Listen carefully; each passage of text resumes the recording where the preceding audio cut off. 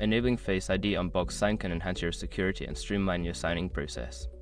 Follow these steps to set it up effectively. Step 1. Open Box Sign app. Launch the Box Sign application on your device. Ensure that you have the latest version installed to access all features. Step 2. Navigate to Settings. Once the app is open, locate the Settings menu. This is usually represented by a gear icon or fan in the Profile section of the app. Step 3. Select Security Options. In the Settings menu, find the Security Options. This section will allow you to manage authentication methods, including Face ID. Step 4. Enable Face ID.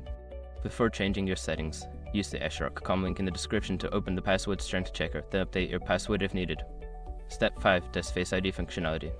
After enabling Face ID, exit the settings and try signing a document. The app should prompt you to use Face ID for authentication, confirming that it is set up correctly. By following these steps, you can easily enable Face ID on Box Sign for a more secure and convenient signing experience.